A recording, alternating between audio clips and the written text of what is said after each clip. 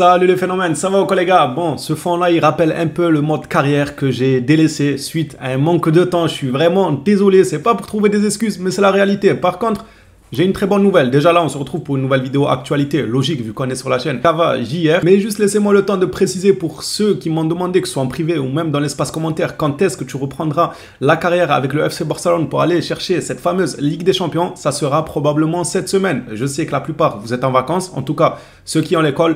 Donc cette semaine, restez branchés, abonnez-vous à la chaîne Kava Fut, mettez la notification et on va dégainer un live. Certainement, oui, ça sera peut-être pas en vidéo les prochains épisodes. Mais bon les gars, rendez pas fou, je peux pas non plus me plier 15 fois pour fournir absolument toutes les chaînes. En live, moi je trouve ça plutôt sympathique aussi, car de 1, ça m'évitera les montages pendant 2 heures, 3 heures à faire un montage sur une vidéo d'1 heure en carrière, et de 2, ça nous permettra d'échanger en direct sur le live chat et me donner votre avis sur la carrière, sur le gameplay, ou même en parlant du vrai FC Barcelone, du club des blessés, tout ça. Bref, je vous laisse aller sur la seconde chaîne, activer la cloche des notifications et nous on commence notre vidéo actualité de la journée. Attendez, avant de clôturer le sujet de la carrière FC Barcelone, j'ai dit cette semaine, mais je sais pas quel jour, peut-être pas demain, je pense jeudi vers 13h, 14h, ou peut-être ça peut être demain vers 13h, 14h, mais c'est vraiment pas sûr pour demain. Jeudi, c'est le plus probable, entre 13h et 14h, on se lancera un live, restez à l'affût. Si jamais, par malheur, jeudi, je suis pas là, mais ça m'étonnerait, normalement ça devrait aller. Si jamais je suis pas là, le week-end sûr à 100%. Commençons la vidéo actualité maintenant. N'hésitez pas les phénomènes à soutenir la chaîne. On va commencer avec une nouvelle sur Fermín López. Fermín López a officiellement signé son nouveau contrat à Barcelone, accord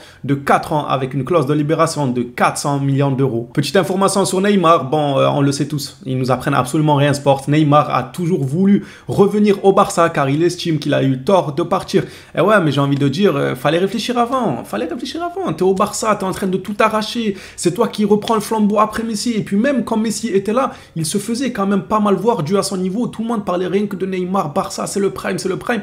Et le gars, soi-disant, il veut se faire une image, je sais pas quoi, il voulait juste faire plus de poignons. On le sait tous, il n'y a pas de ouais, il y avait Messi devant lui. Il voulait avoir une chance, mais Messi lui laissait des pénaltys. Messi lui donnait des caviars. Donc dans quel monde il se dit oui, si je veux gagner un ballon d'or, il faut que j'aille dans un autre club? C'est faux. Si tu voulais gagner un ballon d'or, il fallait rester au Barça, même si oui, bien évidemment, c'est dur de dépasser Lionel Messi, car entre guillemets, le Barça, c'est son club, ça lui appartient.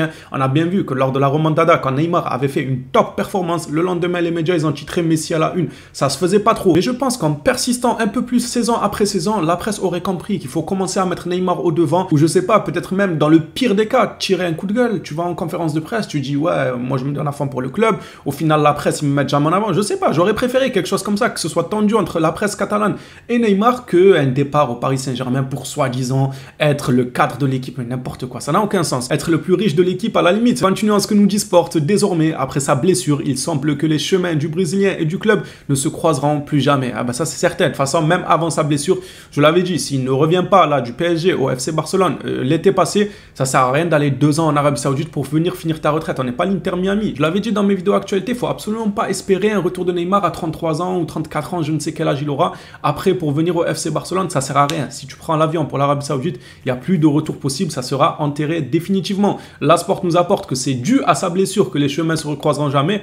Je suis désolé, mais même sans sa blessure, même s'il était au top de sa performance, tu viens pas au Barça comme si tu allais à l'Inter Miami finir ta carrière à 33-34 ans, surtout avec l'hygiène de vie qu'on lui connaît. Passons à la suite de l'actualité avec la liste des convoqués pour le match de Ligue des Champions face au Shakhtar de demain. Je vous laisse mettre pause à la vidéo pour regarder ça tranquillement en prenant votre temps et on va passer à une information sur Pedri. Alors il y a beaucoup de théories autour de Pedri, des plus farfelues à ceux qui sont un peu plus logiques. Par plus logique, j'entends ceux qui disent que peut-être Pedri a rechuté, on nous le cache, et les plus farfelus, il y en a qui disent que Pedri il est mort et que Laporta ne sait pas comment nous l'annoncer. N'importe quoi.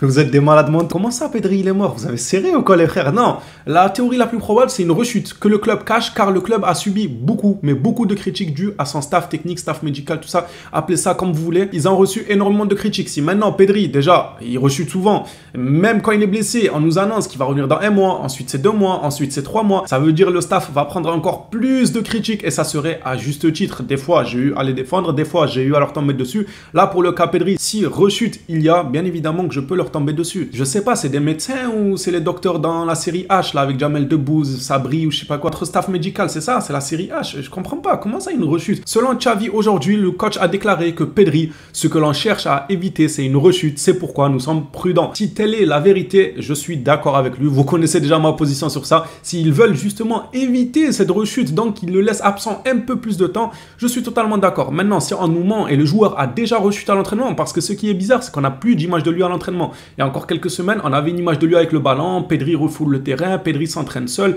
Pedri s'entraîne avec le collectif. Là, on n'a plus d'image de lui à l'entraînement. Donc c'est soit il a rechuté, soit vraiment ils y vont petit à petit, comme le dit Xavi. J'espère qu'il ne ment pas, parce que sinon le staff, on va les attendre au tournant. En parlant des blessés, Xavi pourrait bel et bien compter sur pas mal de retours de blessés. Ça fait plaisir. Selon Martinez, tout indique que Xavi pourra compter sur Frenkie de Jong, Rafinha et Lewandowski lors du Classico. C'est lourd. Pour Rafinha, on parle d'une entrée à la deuxième mi-temps. Pour Lewandowski et de Jong, je ne sais pas si ça va être une titularisation ou pas, ça m'étonnerait. Je pense que si retour il y a, les trois rentreront en super sub. C'est-à-dire que les trois rentreront au cours du match et pas forcément titulaires directement. Ça serait prendre un énorme risque que de les mettre titulaires directement. On suivra ça de près, en espérant bien évidemment qu'ils seront bel et bien de retour. On va passer à une information que je vois en parlant de théorie sur Pedri. Beaucoup déjà veulent le vendre. Vous abusez les frères. Après, vous savez très bien, je vais pas le rater moi. S'il continue à se blesser saison après saison après saison, autant faire un petit billet sur lui. Et je vois beaucoup de gens dire ouais, vendons-le à 200 millions, 300 millions, on prend Weird. Mais qui va acheter un joueur tout le temps blessé à 300 millions? Restez raisonnable les frères. Il y en a, je sais pas, vous réfléchissez ou vous faites exprès de pas réfléchir.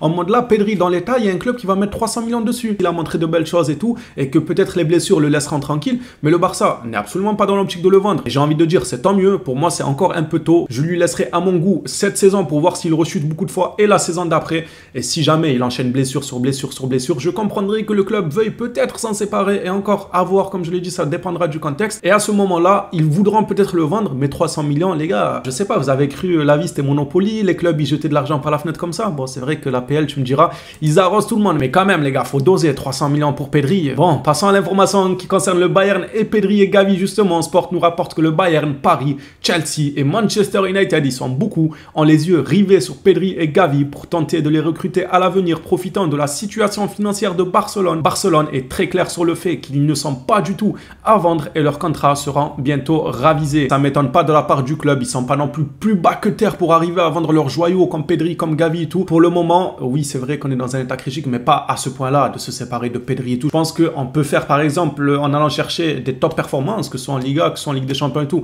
pour renflouer les caisses du club. Au lieu, comme l'a dit Laporta il y a quelques jours, on n'a pas voulu vendre Frenkie de Jong pour pas nous affaiblir et rester compétitif. Donc s'ils n'ont pas voulu vendre Frenkie de Jong, c'est pas pour vendre Pedri et Gavi, qui sont eux aussi au même titre que Frenkie de Jong, des chouchous du club et des joueurs qui font que ton équipe reste compétitive. Donc le Bayern, Paris, Chelsea, Manchester United, allez voir ailleurs si on y est. Pour terminer cette vidéo actualité, je ne connais absolument pas ce joueur. Sport nous rapporte que le Barça et le Real Madrid gardent un œil sur Eli Junior Kroupi, 17 ans. Bon, ça veut dire 17 ans. Je crois le petit 17 entre parenthèses. Il a 3 buts et 2 passes décisives en 8 matchs pour Lorient en Ligue 1 cette saison. Qu'est-ce qu'il vaut ce jeune joueur? Est-ce qu'on a des cracks de la Ligue 1? J'en suis pas un personnellement. Je regarde quelques matchs à gauche à droite, mais je ne m'estimerai pas comme quelqu'un qui suit toutes les équipes de Ligue 1. Et Dieu merci. Parce que regarder des matchs de Lorient, c'est ça, ils jouent à Lorient. J'ai d'autres choses à faire, je vous mens pas. S'il y en a qui, au contraire de moi, aiment trop regarder absolument tous les matchs, dites-nous ce qu'il vaut. Ou peut-être qu'il y a des mecs qui habitent à Lorient. Je sais même pas comment ça s'appelle, comment les Lorientais de l'Atlético Madrid, on s'appelle comment les habitants de Lorient, les frères? Bon, s'il y a des habitants de Lorient qui passent par là.